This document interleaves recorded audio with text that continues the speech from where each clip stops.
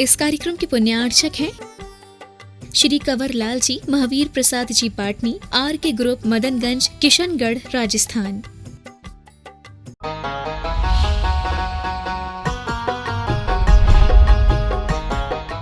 अब कौन कौन सी चीजों की हमें मर्यादा बनाना, वो भी यहां नीचे बताया जा रहा है, उसको भी पढ़ लेते हैं। मकराकर सरिदटवी गिरजन पद योजनानि मर्यादा प्राहुर्दिशां दशानां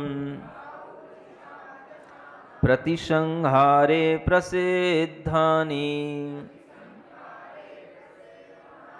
पढ़ो। मकराकर सरिदटवी गिरिजन पद योजनानि प्राहुर्दिशां दशानां। अब देखो यहाँ क्या कहा जा रहा है। हा? आप लोगों की भी बातों को ध्यान में रखना है और आचार्यों के अभिप्रायों को भी ध्यान में रखना है। कोई बीच का रास्ता निकला है तो कोई बात नहीं है। क्या कहते हैं?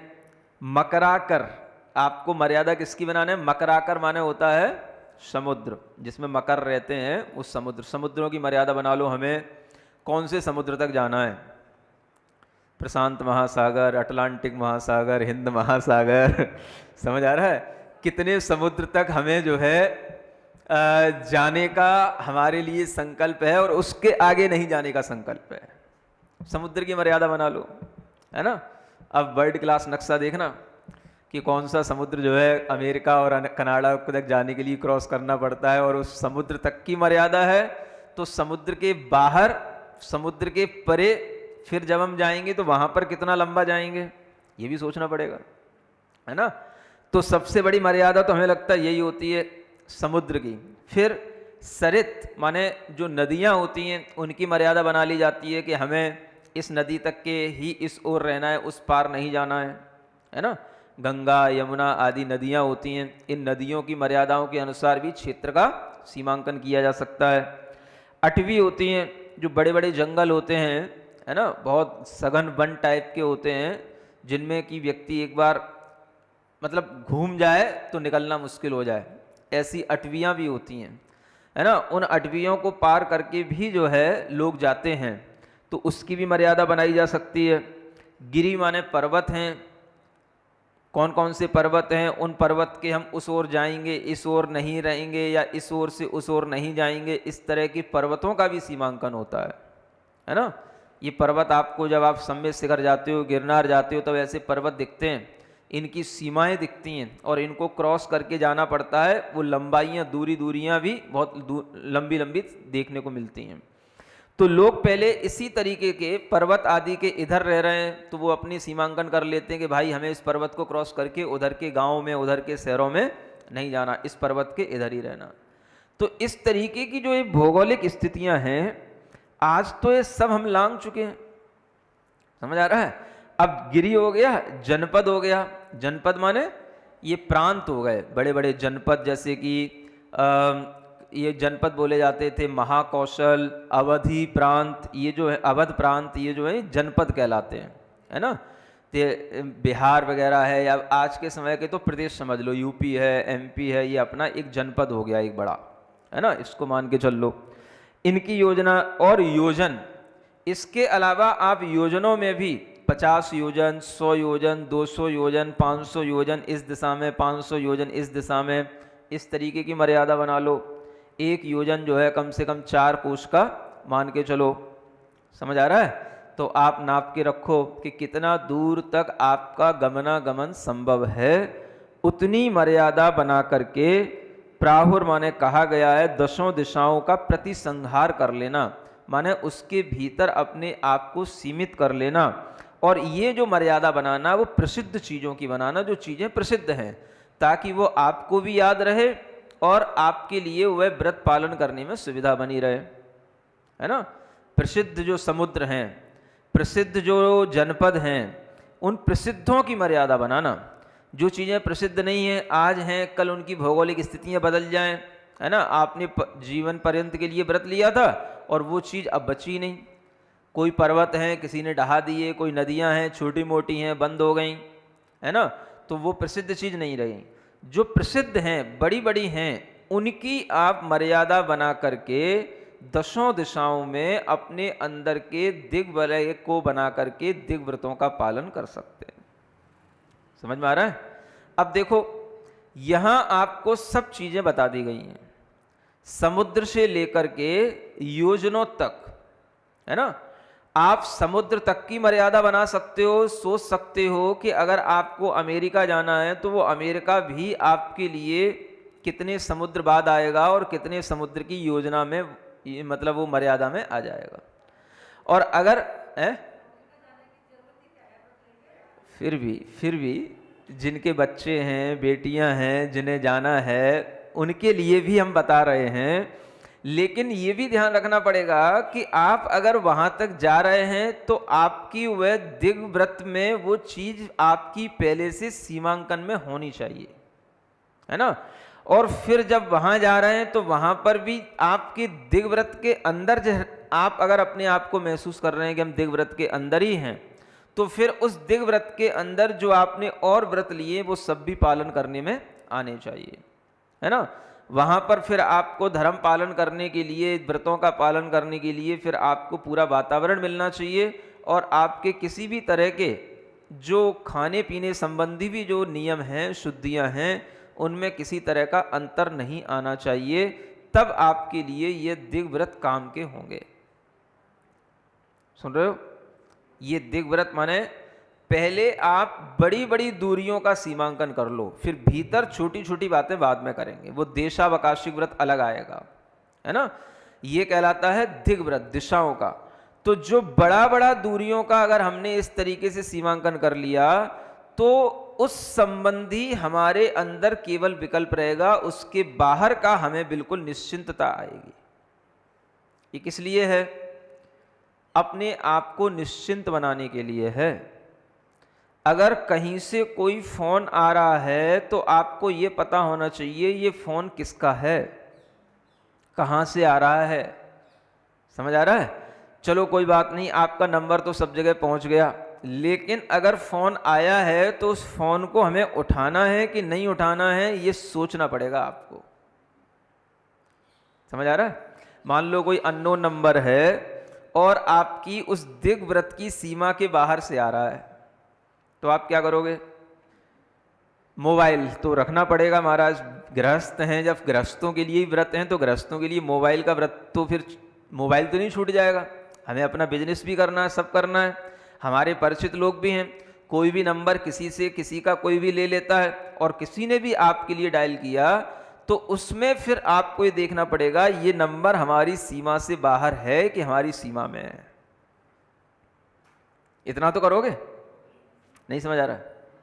हाँ, चलो आप मोबाइल नहीं छोड़ सकते हो, ये तो मैं भी समझ रहा हूं आप मोबाइल नहीं छोड़ सकते हो, लेकिन आपके लिए अगर कहीं कोई बाहर से भी उस दिग्व्रत की सीमा से बाहर अगर कोई नंबर आए तो आपको फिर उठाना नहीं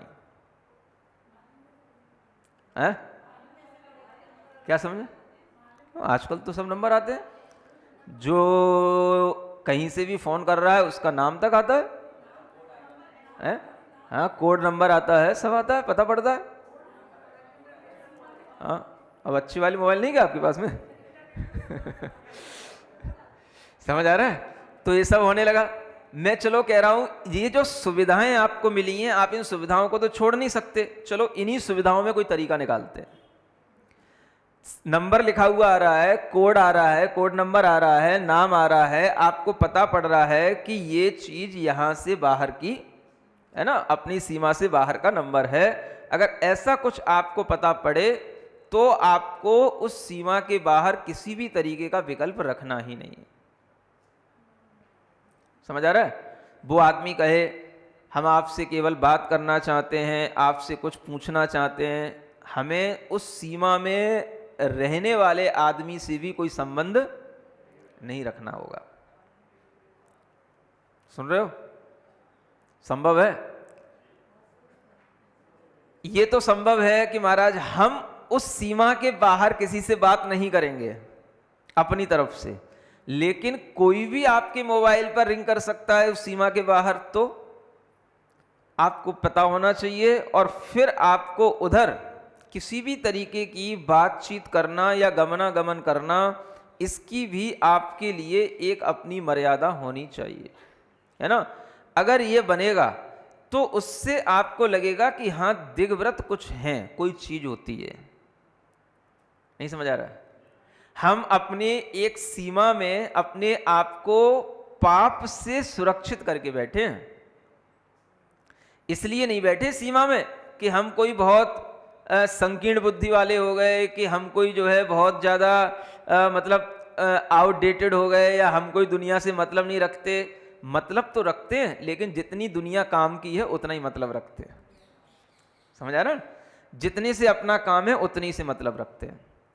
जब व्रती होने लगते हैं तो व्रती होने का मतलब ही है कि हमें विरति माने हर किसी से रति धारण नहीं करना, हमें विरति का भाव बढ़ाना है। और व्रती होने का मतलब ही है कि हमें अपनी सीमाएं खुद अपने आप से खुद बना करके उसमें हमें सुखी रहने का भाव लाना है। कोई दूसरा नहीं बना रहा। पराधीनता तो तब कहलाती है जब कोई दूसरा करे। आपको घर से बाहर नहीं जाने देंगे, कॉलोनी से बाहर नहीं जाने देंगे, लॉकडाउन चल रहा है, आप इस कॉलोनी से भी बाहर नहीं निकल सकते, घर से बाहर नहीं निकल सकते। ये पराधीनता है, सरकार की पराधीनता और कोरोना की पराधीनता। समझ आ रहा है? और इस पराधीनता में तो हम रह लिए। लोगों ने 6-6 महीने 8-8 महीने घर लॉक करके बिल्कुल जो है कोरोना घर में कहीं किसी भी गेट से एंटर ना कर जाए हैं, इवन किसी विंडो से भी एंटर ना कर जाए, बिल्कुल बंद करके 6-6 महीने निकाल लिए। समझ आ रहा है? काश आपको दिग्वलयों का ज्ञान होता दिग्व्रतों का आपको ज्ञान होता, तो कम से कम देशावकाशिक व्रतों का भी आप पालन करके उतने समय तक रहते, तो आपको कुछ पुण्य की वृद्धि होती, आपके अंदर व्रतों का भाव आता। समझ रहे हैं ना? हाँ हाँ, जो लोग व्रतों को जानते हो तो करते हैं। लेकिन कहने का मतलब यह है, जब आपको पता है कि हमें 3 महीने यहां से कहीं बाहर जाना नहीं, तो लोग अगर अपने अंदर धर्म जानते हैं तो वो बड़े आसानी से, अरे भाई अब पराधीन होकर के क्या करना, हम चलो स्वाधीन होकर के ही 3 महीने हम जाएंगे भी नहीं। अगर हम इस तरीके से खुद अपने लिए एक सीमांकन कर लेते हैं तो ये हमारा देशावकाशिक व्रत हो जाता है ना। ये दिग्व्रत के बाद आने वाला है। तो पहले हमें दिग्व्रतों का अच्छे ढंग से ज्ञान होना चाहिए, और जब हम इस तरह से दिग्व्रत देश व्रतों के बारे में जानेंगे तब हमें ये लगेगा कि इसके माध्यम से हमारे अंदर जो पाप का आश्रव होता है वो पाप का आश्रव हमारा कम होगा, रुकेगा। संवर अगर करना है तो संवर का ये तरीका। सुन रहे हो? मुनि महाराज के व्रतों में और श्रावक के व्रतों में बहुत अंतर होता है। क्या समझ में आ रहा है? हाँ, आपको बताऊंगा कि मुनि महाराज के लिए ये नियम नहीं है, ये नियम केवल आपके लिए है। सुन रहे हो? हाँ, तब तक आप में थोड़ी खलबली मचने दो। क्यों, इसका बाद में बताऊंगा, है ना। ये नियम आपके लिए हैं और अच्छे ढंग से समझाऊंगा क्यों है। क्योंकि आपने अभी कुछ भी त्यागा नहीं, छोड़ा नहीं, मर्यादा बनाई नहीं। आप अगर अपने लिए सीमित करना चाहते हो, अपने आप को व्रती बनाना चाहते हो, तो आचार्य कहते हैं हर तरीके से द्रव्य, क्षेत्र, काल, इन तीनों की मर्यादा बनाओगे, सीमा बनाओगे, तब आपके भावों का सीमांकन होगा, तब आपकी इच्छाओं का सीमांकन होगा। सुन रहे हो? इसलिए अड़ुव्रत में, अपरिग्रह अड़ुव्रत में क्या बताया? इच्छा परिमाण। क्या नाम दिया? अपनी इच्छाओं का परिमाण कर लेना। मेरी इच्छा सिर्फ इतनी ही होनी है। समझो भीतर से वो कितना सावधान होता है और भीतर से कितना मजबूत होता है। इच्छा मुझे केवल इतनी ही करना है, इच्छाओं का परिमाण। क्या सुन रहे हो? परिग्रह कहीं देखने में भी आ जाए तो इच्छा का परिमाण होने के कारण से वो इच्छा उस परिग्रह को स्वीकार करने की भी नहीं होनी चाहिए। ये बहुत बड़ी चीज है। श्रावक की इच्छाएं अनंत हैं, क्योंकि उसने अपने आप को बिल्कुल खुला छोड़ रखा है, श्रावक की कोई बंधन नहीं, कोई मर्यादाएं नहीं, वो कहीं भी जा सकता है, कहीं पर भी आवागमन कर सकता है। इसलिए उसकी इन इच्छाओं को रोकने के लिए द्रव्य, क्षेत्र, काल, इन सब का सीमांकन करना धीरे धीरे उसके लिए एक सुरक्षा कवच तैयार करने के लिए हो रहा है। 5 अणुव्रतों में तो हमने एक जाना है, इच्छा का परिमाण करने का नाम अपरिग्रह अणुव्रत है। और इच्छा परिमाण करने के लिए अब हमें उसकी इच्छाओं की रक्षा करने के लिए जब हम इस तरीके का अपने सामने एक वलय खींच लेंगे तो हमें उसके बाहर कुछ भी हो रहा होगा उस संबंधी कोई भी इच्छा करनी ही नहीं। कुछ भी हो रहा हो, किसी भी तरीके की वहां पर जाने आने की इच्छा नहीं करना, क्योंकि सबसे ज्यादा गृहस्थ की इच्छा होती है स्थानों पर जाने आने की। गृहस्थ के पैर टिकते नहीं है एक जगह, समझ आ रहा है? वो हमेशा घूमने की फिराक में रहता है, बिल्कुल तैयार रहता है।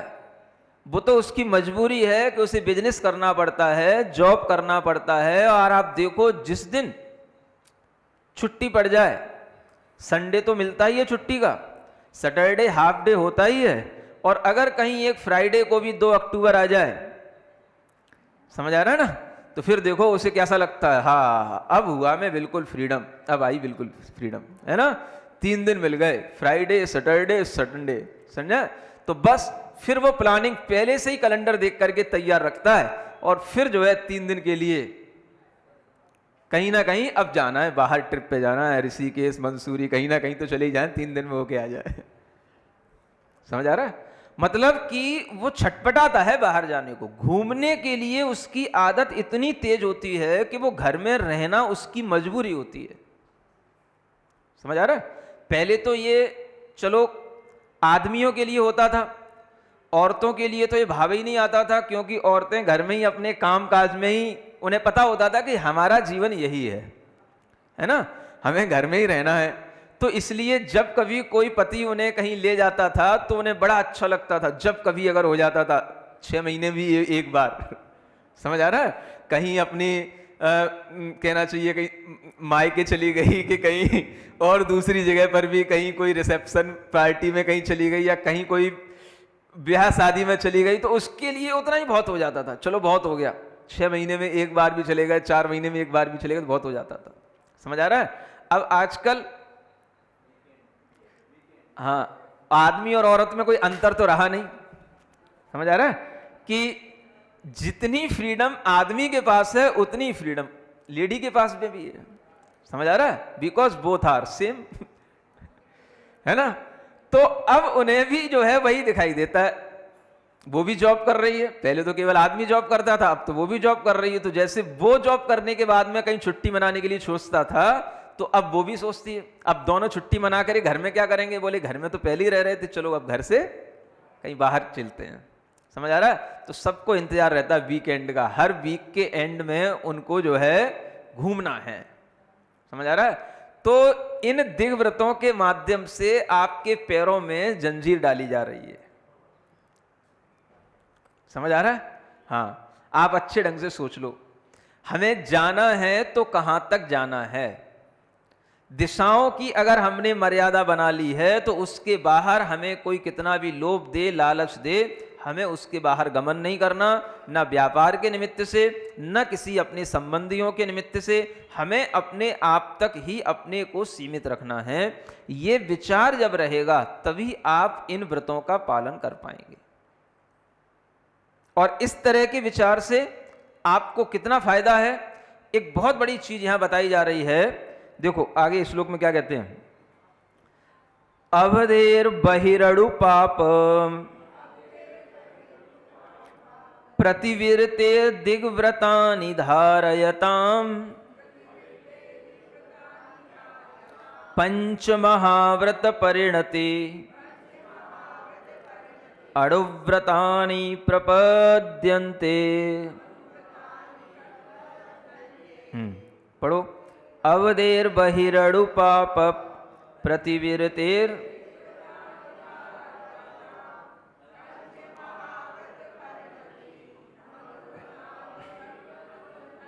हाँ देखो, दिग्व्रत जो बन गए, दिग्व्रत के बाहर अब आप सर्व पाप से मुक्त हो गए। क्या कहा? दिग्व्रत की जो सीमा बना ली, उस सीमा के बाहर का जितना भी पाप था उससे आप मुक्त हो गए, है ना। अणु पाप जो लग रहा था, अणु व्रत लेने के बाद अगर आपने मान लो दिग्व्रत नहीं लिए तो भी उस संबंधी छोटा पाप अणु पाप लग रहा था, है ना। स्थूल पाप का बंद हो रहा था।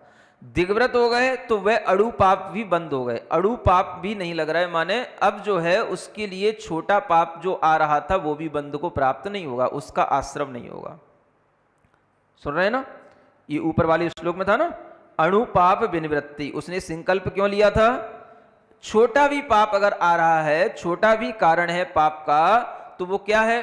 मन का उधर चला जाना, इच्छा का उधर गमनागमन के लिए हो जाना। वो अब उसने दिग्वलय बनाने के कारण से अब उसकी इच्छा भी वहां जाने की छूट गई। तो जितना उसने संसार छोड़ दिया बाहर, संसार तो बहुत बड़ा है, समझ आ रहा है, और उसमें भी संसार कौन सा? जो आपका जितना आवागमन संबंधी जो जाने आने के योग्य है उस संसार की बात है, तीन लोक की बात नहीं है। जो इस धरती पर जहां आप जितना उस सीमा के बाहर गमन कर सकते थे लेकिन अब आप नहीं कर रहे, तो उसके बाहर संबंधी आपकी कोई इच्छा नहीं, किसी भी तरीके के मन में कोई विचार नहीं। इस इच्छा का सीमांकन होने के कारण से आपको उतनी उस दिग्वलय के बाहर स्थूल पाप का भी त्याग हो गया और सूक्ष्म पाप का भी त्याग हो गया। समझ आ रहा है? और जहां पर स्थूल और सूक्ष्म दोनों प्रकार के पापों का त्याग हो गया, तो इसका मतलब है उस मर्यादा के माध्यम से वह उस पाप से पूरा का पूरा बच गया, स्थूल रूप से भी और सूक्ष्म रूप से भी। अणुव्रत में तो आपने स्थूल रूप से अपना त्याग किया था, अब दिग्व्रत में उस मर्यादा के बाहर का सूक्ष्म पाप का भी त्याग हो गया। इसलिए क्या कहते हैं आचार्य यहां पर? अवधि के बाहर अणु पाप से विरत हो जाने के कारण से दिग्व्रत को धारण करने वाले जीवों में पंच महाव्रत परिणतिम अणुव्रतानि प्रपद्यन्ते। अणुव्रत है उसके पास में, लेकिन उसकी परिणति किसकी बताई जा रही है? 5 महाव्रतों की परिणति उसके अंदर आ रही है। सुन रहे हो? हाँ, घर बैठे बैठे सीमा में रह करके दिग्व्रत को धारण करने से अणुव्रती भी पंच महाव्रत की किसी ना किसी अपेक्षा से परिणति ले आता है। अब ये परिणति एक अपेक्षा से है, सर्वथा नहीं समझ लेना, नहीं तो आप अणुव्रती घर में महाव्रती हो जाओगे। अपेक्षा क्या है ये समझ लो पहले। जो हमने कोई मर्यादा बनाई, उस मर्यादा के बाहर तो हमारा सर्वथा पाप का त्याग हो गया, कृत कारित अनुमोदना से, स्थूल भी सूक्ष्म भी। इस कारण से उसको उस अपेक्षा से महाव्रत की परिणति आ रही है, क्योंकि महाव्रत में भी क्या होता है? स्थूल रूप से भी पाप का त्याग और सूक्ष्म रूप से भी पाप का त्याग। और वो उसने दिग्वलय के अंदर का जो पाप है वो तो आएगा, उसका आश्रव तो होएगा, लेकिन दिग्वलय के बाहर का जो उसके अंदर पाप का त्याग हो गया, इस अपेक्षा से वो महाव्रत की परिणति को धारण करने वाला हो गया। समझ आ रहा है कितनी बड़ी बात है? आपको अगर कहीं इन व्रतों के पालन करने के बाद भी इच्छा किसी भी प्रकार की बढ़ती हुई समझ में आए, तो आपको ये पता होना चाहिए कि ये पंच महाव्रत की परिणति तभी बनेगी जब हमारी इच्छा उधर नहीं जाएगी। अब देखो यहां एक महाव्रत की परिणति नहीं लिखी, 5 महाव्रत की। मतलब क्या है? उस मर्यादा के बाहर तरह तरह की हिंसाएं हो रही हैं, लोग झूठ से अपना कारोबार चला रहे हैं, चोरियां भी हो रही हैं, चोरी के सामान इधर उधर आ जा रहे हैं। समझ आ रहा है? लोग परिग्रहों का सब तरीके से संचय कर रहे हैं, कुशील में भी सब व्यापार चल रहा है। बहुत सारी चीजें ऐसी होंगी जो उस सीमा के बाहर अच्छी अच्छी होंगी, आपके मन को अच्छी लगने वाली होंगी, लेकिन अब आपने वो सीमा कर ली है तो अब आपका मन उधर किसी भी तरह की कोई भी पाप की वृत्ति में नहीं जा रहा है। अब एक ही बात नहीं देखना है केवल गमनागमन। गमनागमन क्यों? किसी भी तरह का व्यापार करने के लिए है, कोई भी वस्तु वहां की आ रही है, चोरी का सामान होएगा उसके लिए है, या आप वहां पर कोई भी व्यापार से संबंध रखोगे वहां पर भी आपको झूठ बोलने पड़ेगा, उसके लिए भी आपके संबंध हो सकता है। किसी भी तरीके के परिग्रह को यहाँ पे लाने का संबंध हो सकता है, यहाँ से वहां पहुंचाने का संबंध हो सकता है। 5 प्रकार के जो पाप हैं, उन पांचों ही प्रकार के पाप उस दिग्व्रत की मर्यादा के बाहर होते हैं। अगर मर्यादा नहीं है तो हम वहां पर भी कुछ भी कर सकते हैं, अपना बिजनेस भी डाल सकते हैं, बढ़ा भी सकते हैं, अपना नई वहां पर एक कंपनी भी डाल सकते हैं, लेकिन अगर इस तरीके की व्रतों की मर्यादा होगी तो फिर वह व्यक्ति उसके बाहर कुछ भी सोचेगा ही नहीं। तभी तो महाव्रत का भाव आएगा। मतलब क्या हो गया कि उन वलय के बाहर, उन 10 दिशाओं के बाहर होने वाले पाप से सर्वथा छूट गया वो। इसलिए सर्वथा पाप से छूटना, किसी अपेक्षा से तो छूटा, थोड़ा भी तो छूटा, तो सर्वथा पाप का छूटना। अणुव्रती के लिए स्थूल पाप से बचना तो होता है, सूक्ष्म पाप से बचना नहीं होता, लेकिन क्षेत्र की अपेक्षा से वह सूक्ष्म पाप से भी बच रहा है, क्योंकि उसने दिग्व्रत को धारण कर लिया है। इसलिए उस अपेक्षा से वह महाव्रती हो गया, लेकिन जितनी उसकी सीमा है उस अपेक्षा से वो अणुव्रती ही है। सुन रहे हो? फिर दोनों कैसे हो गए महाराज, अणुव्रती और महाव्रती? इसीलिए इसका नाम दिया गया है संयमा संयमी। देशव्रती, घर में रहने वाला, क्या कहलाता है? संयमी भी है और असंयमी भी है। सुन रहे हो? क्योंकि जितनी उतनी सीमा बना ली, उस सीमा के बाहर सा त्याग होने के कारण से संयमी हो गया, और जितना सीमा के भीतर है उतना अभी असंयम संबंधी उसका विचार, 5 पाप संबंधी उसका विचार चल रहा है, बना हुआ है, इसलिए वो घर में है। और अभी 5 पापों का उसने सर्वथा त्याग इसलिए नहीं कहलाएगा, एक सीमांकन की अपेक्षा से उसका त्याग कहलाएगा, इसलिए संयमी हो गया। समझ में आ रहा है? कितना बड़ा एक मनोवैज्ञानिक गणित है ये। गृहस्थ अपनी क्षेत्र की सीमा को बना करके पाप से बच सकता है, और ये बात अगर आपको समझ में आती है तभी आपके लिए ये समझ आ सकता है कि हम अपनी इच्छाओं का परिमाण भी क्षेत्र की सीमा के माध्यम से ही कर पाएंगे। आप कभी करके देखना, आपको इन व्रतों का अभ्यास करने के लिए अपनी क्षेत्र की सीमाएं बनाने का अभ्यास करना, एक प्रारंभ करने की कोशिश करो, ठीक है ना? अभ्यास में क्या होगा, आपके लिए अभी नियम नहीं है, लेकिन अभ्यास आप इस रूप में भी कर सकते हो। हमें कहीं अभी मान लो विदेश नहीं जाना, किन्हीं समुद्रों को क्रॉस नहीं करना, हम अपने लिए अपनी देश की सीमा का भी एक सीमांकन कर सकते हैं। हमें प्लेन में नहीं घूमना, मेट्रो में नीचे हमें कहीं ज्यादा नहीं जाना, हमें केवल जो है दिशाओं की सीमा अपने देश की सीमा के सीमांकन से कर लेनी है। और अगर हम इतना करने का अभ्यास करें कि हम चलो 2 महीने के लिए ये करके देखते हैं कैसा लगता है, क्या क्या कठिनाई आती है, समझ आ रहा है? तो फिर आपके मन में इस अभ्यास से व्रत लेने का भाव बढ़ेगा। ये अभ्यास पहले किए जाते हैं, देख लेना पड़ता है। हमारा विचार अगर इस तरीके से बन जाएगा तो भी हमारे अंदर मानसिक शांति बहुत कुछ बन जाएगी। समझ आ रहा है? अशांति का कारण दुनिया से हमारा संबंध जुड़ा होना है, दुनिया से। और अब तो इतना ग्लोबलाइजेशन हो गया है कि कहीं पर कोई मार्केट डाउन होता है, कहीं पर कुछ होता है तो उसका इफेक्ट यहां भी पड़ता है। समझ आ रहा है? अगर चीन में मंदी हो जाए तो यहां की भी हालत खराब हो जाए। सुन रहे हो? कोई भी दुनिया का सामान यहां से वहां आ रहा है, जा रहा है, व्यापार चल रहा है, वो सबसे जुड़ चुका है। अब ऐसी स्थिति में आज ये दिग्विलयों के माध्यम से दिग्व्रत लेना आपके लिए बहुत ज्यादा एक परीक्षा का समय है। सुन रहे हैं? व्रती लोग जो लेने के उत्साह में रहते हैं उन्हें अड़ुव्रतों का तो ज्ञान रहता है, लेकिन आगे के गुणव्रत शिक्षा व्रतों का ज्ञान नहीं रहता।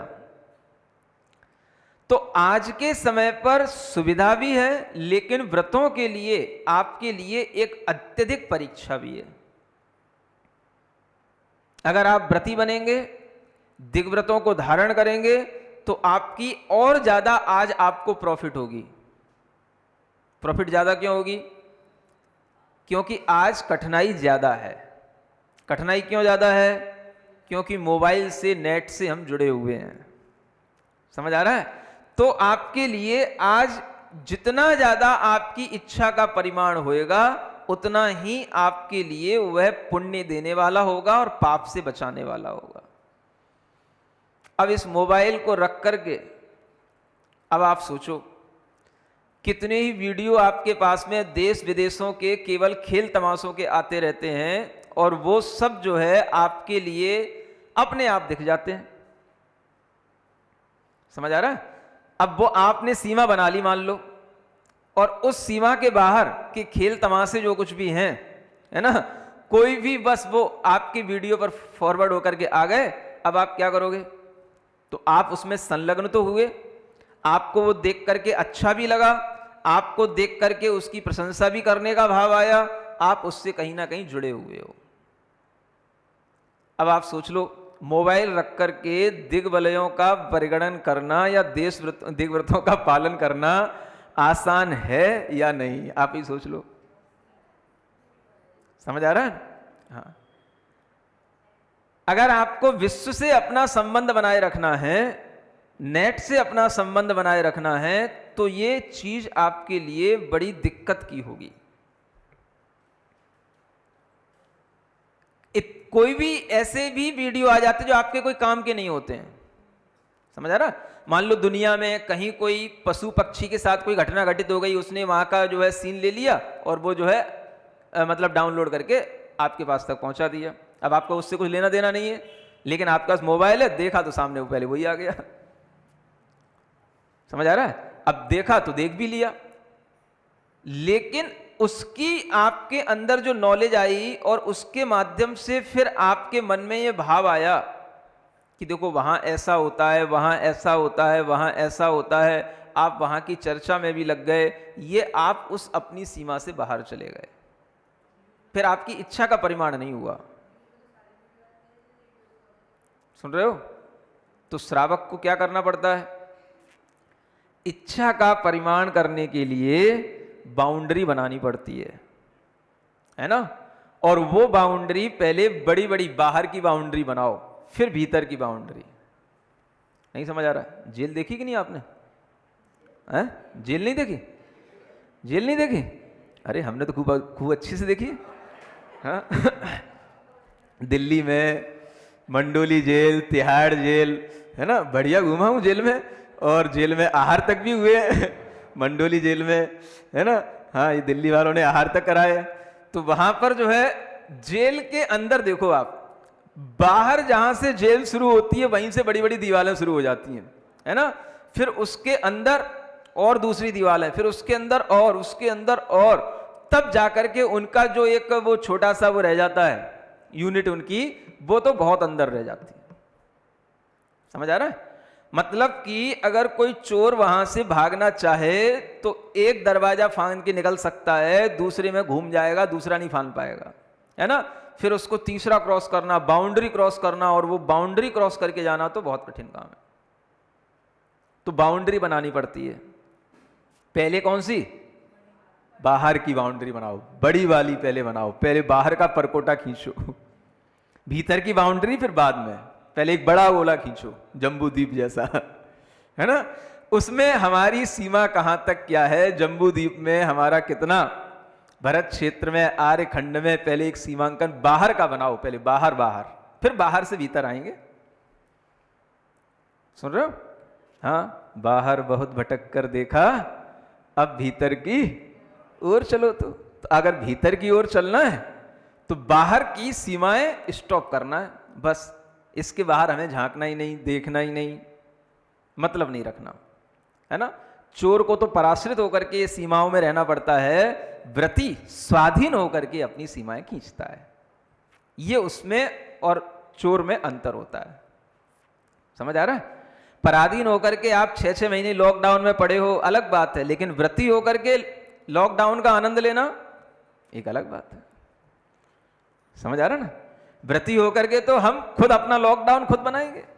हाँ, दुनिया भाग रही, भागने दो, हमें नहीं भागना, हमें नहीं जाना, समझ आ रहा है। यहां हैं, यहीं पे रहेंगे, ठीक है।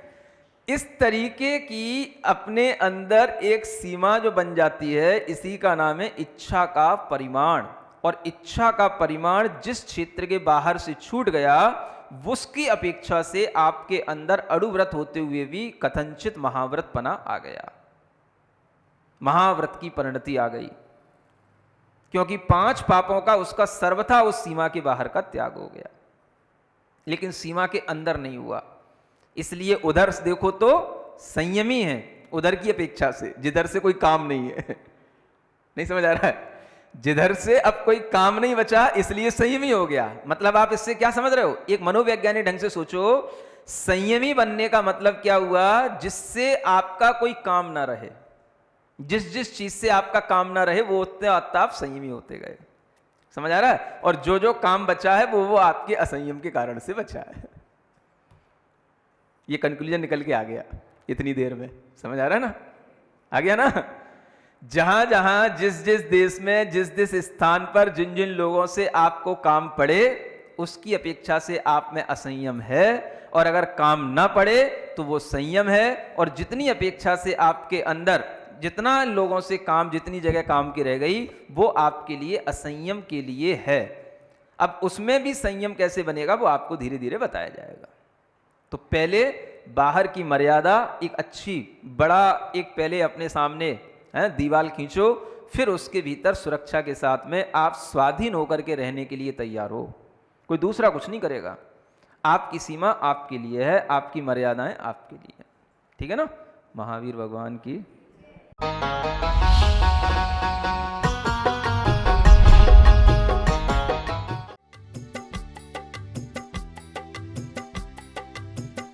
इस कार्यक्रम के पुण्यार्चक थे श्री कंवर लाल जी, महावीर प्रसाद जी पाटनी, आर के ग्रुप, मदनगंज, किशनगढ़, राजस्थान।